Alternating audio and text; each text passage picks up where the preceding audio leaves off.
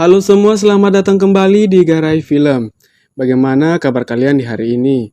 Semoga kita semua selalu diberikan kesehatan dan ketabahan ya, agar tetap bisa menjalani hari-hari dengan maksimal. Kali ini saya akan merangkum sequel dari film Along with the Gods to War yang kemarin sempat saya rangkum juga. Di film ini akan melanjutkan perjalanan Gang Lim dan kawan-kawan dalam membantu arwah Suhong untuk bereinkarnasi. Karena ada keterkaitan dengan kisah Suhong yang akan diadili nantinya, maka saya sarankan untuk menonton film pertamanya terlebih dahulu agar kalian dapat memahami benang merahnya. Bagi yang ingin tahu cerita film pertamanya, linknya sudah saya cantumkan di deskripsi. Jika sudah, langsung saja kita masuk ke alurnya. 차사님! 차사님!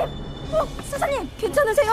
빨리 일어나! Di awal film memperlihatkan kelanjutan pertarungan antara Gang Lim dan lainnya dengan para tentara neraka. Meski kalah jumlah, namun mereka nyatanya dapat bertahan menghadapi para bawahan Raja Yumra tersebut. Tidak berselang lama, Raja Yumra dan kedua jaksa akhirnya muncul di hadapan mereka.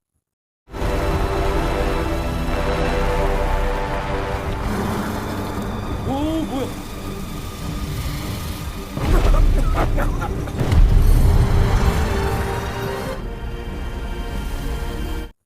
Di hadapan Raja Yumra, Gang Lim memohon agar beliau bersedia menyetujui peradilan bagi Suhong.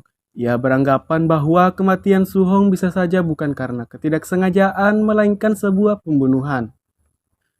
Meski awalnya mengalami pertentangan, namun pada akhirnya Raja Yumra menyetujui usulan tersebut. Tapi sebagai gantinya, selama 49 hari masa peradilan Suhong, mereka harus membawa arwah seorang lansia bernama Tuan Harchon Sam yang telah melewati batas hidupnya. Selain hal tersebut, mereka juga harus membasmi dewa rumah bernama Songju yang selalu menghalangi dan menggagalkan para utusan yang ditugaskan mengangkat arwah Tuan Harchon Sam. Wonmik dan Dokchon kemudian bertugas untuk mengurus dewa Songju dan Tuan Chon Sam, sementara Gang Lim akan mengawal dan membantu proses peradilan Kim Suhong di akhirat. Setelah berada di kediaman Tuan Chon Sam, Wonmik selanjutnya mencari sebuah pot yang merupakan wadah asli dewa Songju untuk dihancurkannya.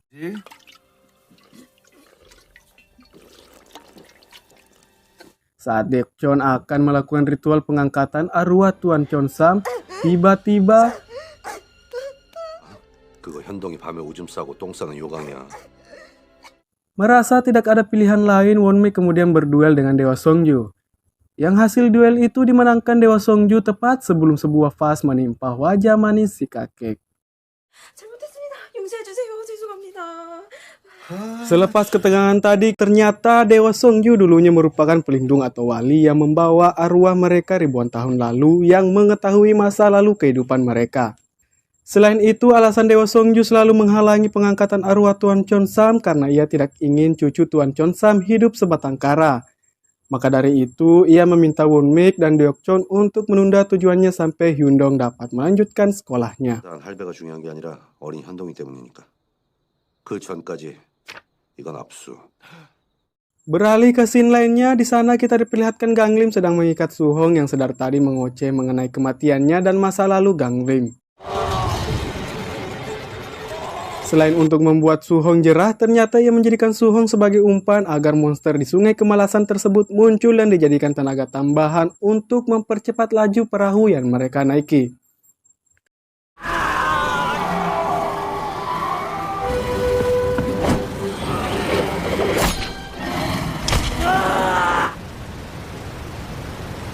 Pada akhirnya mereka berhasil memasuki neraka kemalasan. Namun berbeda dengan saudaranya, kali ini Suhong hanya sekedar lewat tanpa harus menjalani persidangan di neraka tersebut. Sesuai kesepakatan dengan Raja Yumra bahwa Suhong hanya akan menjalani persidangan di 3 neraka yang memiliki keterkaitan dengan kematiannya. Di lain dunia, Wonmik dan Dokchon yang masih mengawasi gerak-gerik dewa Songju melihat kedatangan beberapa rentenir yang ingin menagih hutang kepada Tuan Harchon Sam. Karena tugasnya sebagai dewa yang pantang menyakiti manusia, Songju akhirnya tidak bisa berbuat banyak.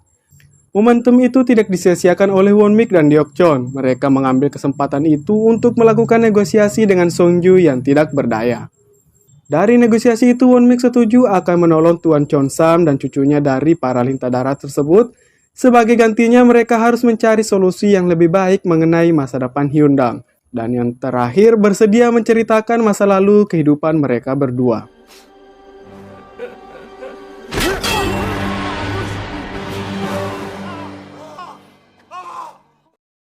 Sesuai kesepakatan, Songju kemudian menceritakan masa lalu Wonmik yang ternyata dulunya Wonmik adalah seorang prajurit terhebat pada masa dinasti Goryeo.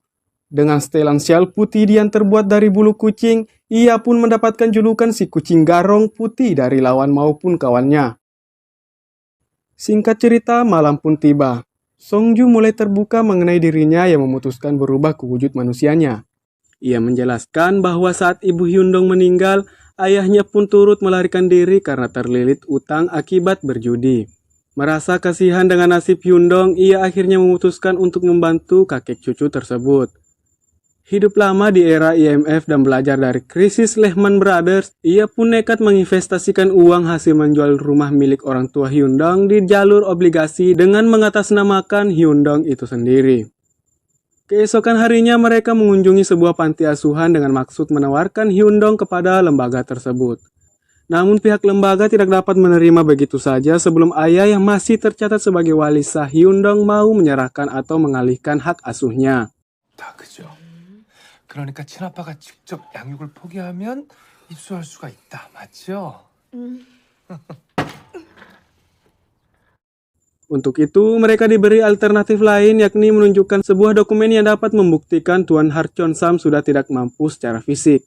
Dengan dokumen tersebut, setidaknya pihak balai kota dapat memasukkan kakek cucu itu sebagai penerima bantuan nantinya. Setelah melalui negosiasi yang begitu berbelit-belit, mereka kemudian mampir sejenak di sebuah taman yang masih berada dalam kawasan panti asuhan tadi. Di momen itu, Songju membawa kita untuk flashback jauh ke kehidupan masa lalu Deokjeon. Deokjeon ternyata dulunya adalah seorang yatim piatu yang masih remaja. Ia mendedikasikan hidupnya untuk merawat dan menjaga anak-anak suku Jarken lainnya yang menjadi korban pembantaian tentara kerajaan Goryeo. Saat tengah berada di hutan, Deokjeon nyaris dimangsa oleh seekor harimau. Untungnya beberapa pasukan Goryeo yang melintas di area itu segera membunuh harimau tersebut.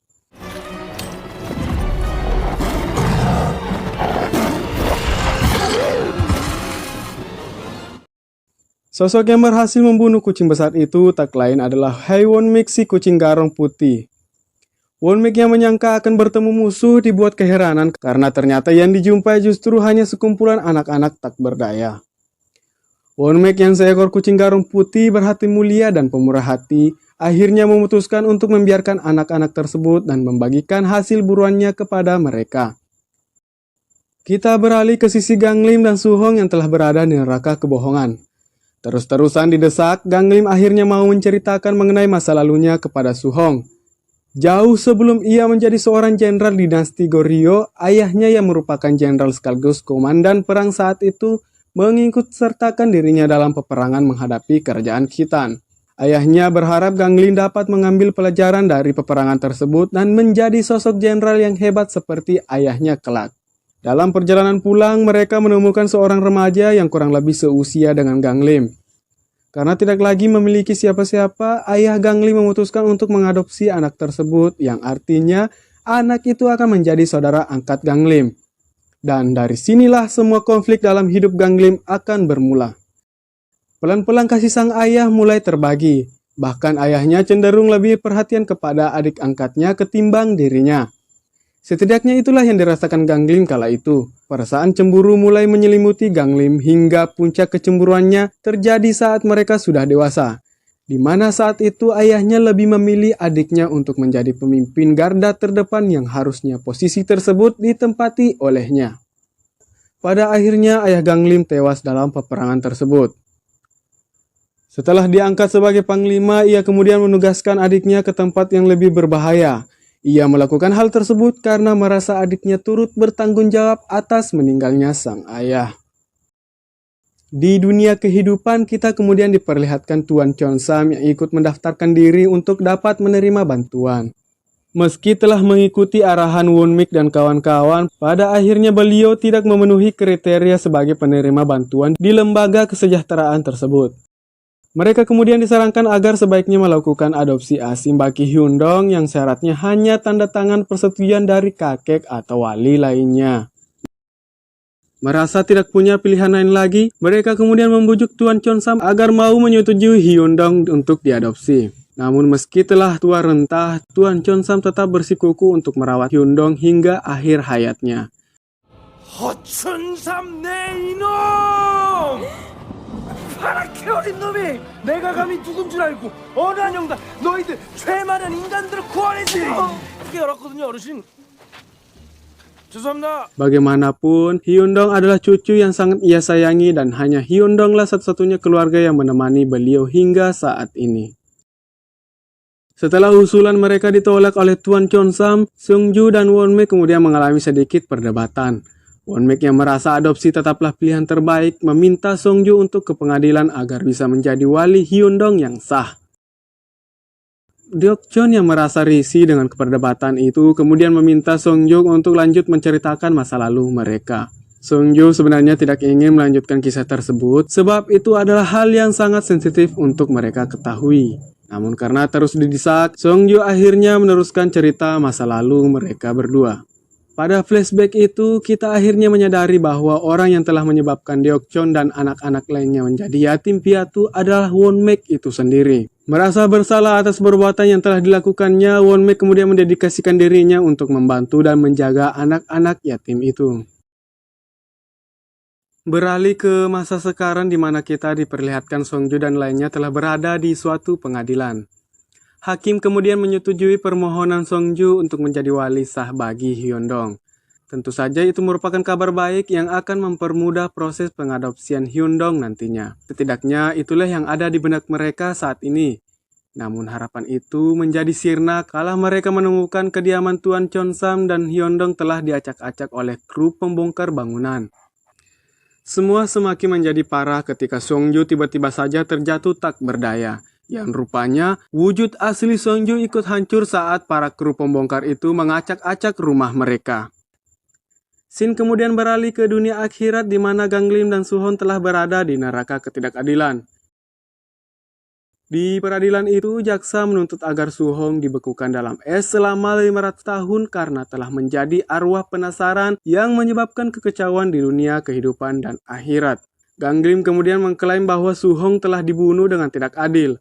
Untuk membuktikan klaimnya itu, Ganglim meminta untuk dihadirkan saksi dari dunia kehidupan yang ternyata saksi yang ia maksudkan itu adalah si idiot Donghyun.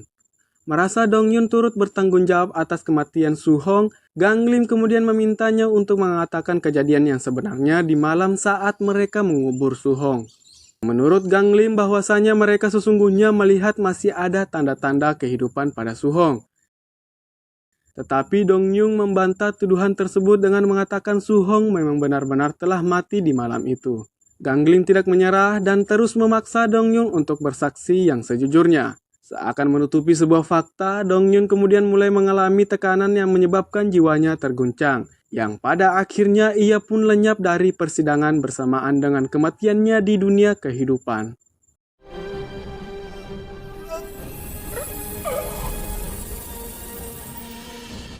Akibat kematian saksi, jaksa kemudian meminta Dewa untuk segera membekukan Suhong. Namun Ganglim memohon agar Dewa bersedia memberikan Suhong kesempatan lagi yang mana tuduhan kejahatan terhadap Suhong belumlah terbukti.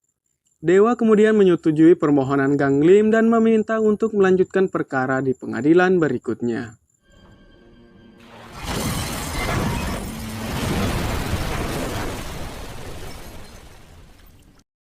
Singkat cerita, Ganglim dan Suhong akhirnya sampai di neraka kekerasan. Di persidangan itu, untuk kedua kalinya Ganglim meminta Dewa untuk menunda putusannya sampai persidangan terakhir di neraka pembunuhan. Jika ia gagal dalam pembuktiannya, maka hak sebagai wali dan reinkarnasinya akan dicabut saat itu juga. Sebagai ganti dari taruhannya itu, ia menginginkan untuk menjadikan Letnan Park dan Raja Yumra sebagai saksi terakhir di pengadilan pembunuhan nanti. 그리고 한 명 더. 저승을 관장하시는 염라 대왕님을.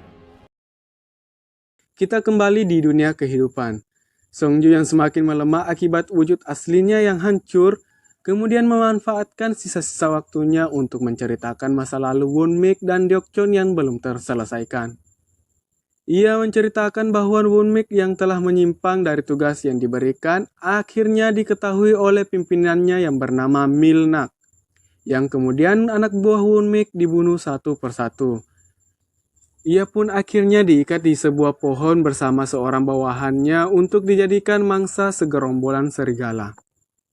Namun kenyataannya ia berhasil melepaskan diri dan membunuh semua serigala yang ada di tempat itu, meski nyawa temannya tidak bisa terselamatkan lagi.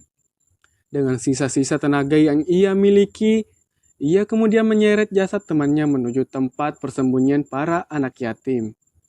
Setelah melalui badai salju sepanjang 8 km jauhnya, ia akhirnya sampai di tempat tujuan. Won-mik kemudian menyuruh anak-anak tersebut untuk bergegas melarikan diri dari pasukan Milnak yang sebentar lagi akan sampai di persembunyian mereka.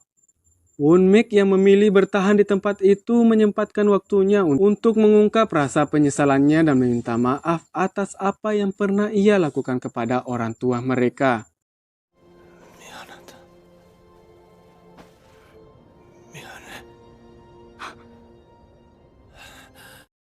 Di penghujung hayat, Songju berpesan agar mereka membaca dan mencermati semua kejadian yang mereka lalui dengan sudut pandang yang berbeda.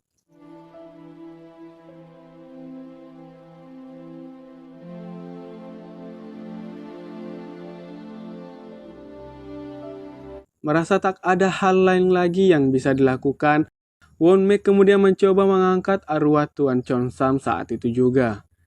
Namun tiba-tiba perhatiannya teralihkan pada sebuah tulisan yang tertera di dalam buku catatan milik Hyundong, yang pada buku itu tertulis jelas nama Milnak di dalamnya. Teringat akan pesan terakhir Songju, ia akhirnya menyadari sebuah fakta mencengangkan, yang ternyata jika nama Milnak dibaca dari arah yang berbeda, maka akan terbaca Gang Lim. Yap, dialah Gang Lim, rekan sekaligus pimpinannya saat ini. Atau tepatnya adalah saudara angkatnya sendiri. Won-mik akhirnya dapat mengingat kembali sisa-sisa masa lalunya dan bagaimana ia akan mati nantinya. Pada ingatannya tersebut, ia begitu sekarat setelah mendapatkan luka panah dan tebasan dari Gang Lim. Ibarat daun kering, tanpa diapa-apakan pun pasti akan segera gugur. Namun ketika Gang Lim akan segera menghabisinya, tiba-tiba sebuah tikaman dari arah belakang mendarat tepat ke tubuh Gang Lim, yang rupanya itu adalah perbuatan Deok-chon. Akan tetapi karena masih berada dalam jangkauan Gang Lim, alhasil Deok-chon pun terkena tebasan pedang dari Gang Lim. Naas mereka bertiga akhirnya menghembuskan nafas terakhir di tempat dan waktu yang sama. Lanjut ke masa sekarang, setelah batal mengeksekusi Tuan Cheon-sam, Deok-chon yang ditemani Won-mik kemudian menghadap Gang Lim untuk melaporkan mengenai situasi Tuan Cheon-sam dan Songju. Namun pada satu momen di mana Gang Lim menyinggung perkara masa lalu, justru membuat Deok-chon semakin benci dan berniat untuk mengutarakan perasaannya yang campur aduk saat itu juga. Tetapi Su-hong kemudian memotong pembicaraan mereka dan meminta Gang Lim untuk segera menuntaskan tugasnya, yang mana Su-hong merasa bahwa subjek dari pengadilan itu bukanlah dirinya melainkan Gang Lim itu sendiri. Singkat cerita, Gang Lim dan Su-hong akhirnya sampai pada pengadilan terakhir yang kali ini menghadirkan Letnan Park dan Raja Yumra sebagai saksi pada persidangan tersebut. Pada dasarnya Raja Yumra dihadirkan pada persidangan bukan sebagai saksi atas Su-hong, melainkan untuk menjadi saksi atas apa yang telah Gang Lim lalui selama ini.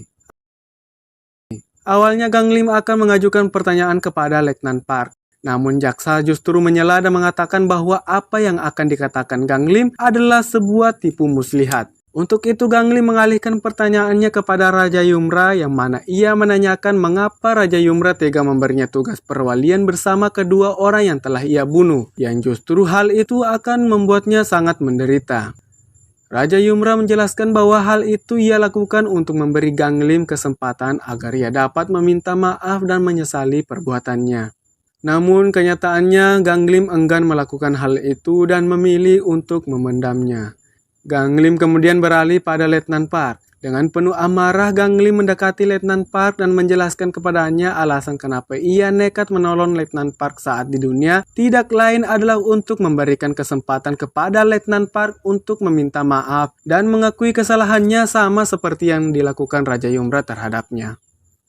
Melihat saksi ketakutan akibat intimidasi Gang Lim, Dewa kemudian mengancam akan menjatuhkan Su Hong ke dalam api neraka jika Gang Lim tidak berhenti dengan intimidasinya. Merasa waktu Letnan Park sebagai saksi di akhirat akan segera habis, di saat krusial itu Gang Lim melontarkan pertanyaan terakhirnya kepada Raja Yumra dengan harapan akan mengakhiri kasus mereka saat itu. Di mana saat Gang Lim menanyakan kematian ayahnya yang tidak tercatat sebagai pembunuhan, terungkap fakta yang mencengangkan yang mana ayah Gang Lim ternyata belum meninggal saat peperangan terjadi. Rupanya saat itu Gang Lim mengetahui ayahnya masih hidup, namun ia memilih untuk mengabaikannya karena takut ayahnya akan membuat adiknya yakni Won Mik akan merebut posisi yang harusnya menjadi miliknya.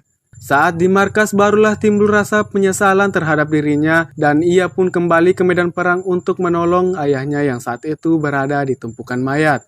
Namun semuanya sudah terlambat. Pada akhirnya ayahnya tidak tertolong lagi dan meninggal akibat keegoisannya.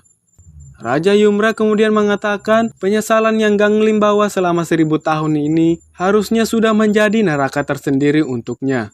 Namun di luar dugaan, Gang Lim justru tidak mengakui pernyataan Raja Yumra. Baginya, neraka terbesar adalah mengetahui fakta bahwa ia tidak lagi bisa memohon pengampunan dan dimaafkan oleh ayahnya. 그래서 이젠 아버지께 용서를 받을 수 없다는 게 그것이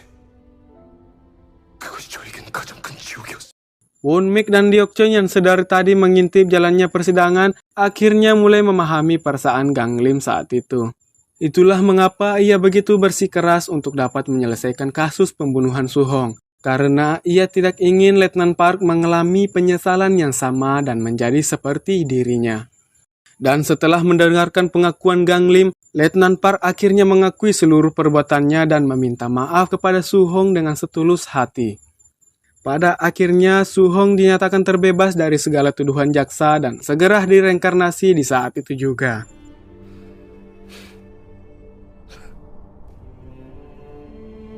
Setelah semua rangkaian kejadian tersebut, Raja Yumra kemudian mengingatkan Gang Lim dengan tugas lain yang belum mereka selesaikan, yaitu membawa arwah Tuan Cheongsam. Namun karena suatu alasan, Gang Lim nyatanya menunda pengangkatan arwah Tuan Cheongsam setidaknya sampai cucu Tuan Cheongsam lulus sekolah. Di lain sisi, mereka mendapatkan tugas tambahan untuk membimbing arwah baru yang ternyata adalah si idiot Dong Yeon. Di momen itu, Gang Lim yang tidak menyadari kehadiran Won Mik dan Deokjeon saat berada di persidangan, berniat untuk mengutarakan penyesalannya dan meminta maaf kepada Won Mik dan Deokjeon atas perbuatannya kepada mereka berdua di masa lalu. Namun kedua bawahannya itu memilih untuk mengalihkan pembicaraan karena sesungguhnya telah mengetahui perihal masa lalu mereka dan yang terpenting mereka telah menerima dan memaafkan Gang Lim dengan setulus hati. Di penghujung film, kita diperlihatkan beberapa hal menarik mengenai nasib dari beberapa tokoh yang ada di cerita tadi. Di antaranya mengenai nasib Tuan Cheongsam bersama cucunya yang nampaknya ke depan hidup mereka akan baik-baik saja. Yang mana hal itu dikarenakan investasi yang ditanam oleh Songju dahulu sepertinya akan mencapai titik keberhasilannya. Hal menarik lainnya adalah ternyata hingga sekarang Su Hong belum juga melakukan reinkarnasi. Dan sepertinya ia benar-benar tidak akan bereinkarnasi setelah mendapatkan tawaran dari Raja Yumra untuk menjadikannya wali atau pelindung arwah seperti Gang Lim dan lainnya. Dan yang terakhir adalah sebuah fakta yang sangat mengejutkan, yang mana pada 1000 tahun lalu ketika arwah ayah Gang Lim atau Gang Monjik diangkat oleh Raja Yumra. Rupanya saat itu beliau ingin menjadikan Gang Monjik sebagai penerusnya dalam memimpin akhirat selama 1000 tahun ke depan. Yang ternyata hal itu disetujui oleh ayah Gang Lim dengan catatan ia ingin agar wajah dan penampilannya diubah sama persis dengan Raja Yumra yang sekarang ini. Artinya selama 1000 tahun terakhir Raja Yumra yang ada di hadapan Gang Lim adalah Gang Monjik atau ayah Gang Lim itu sendiri.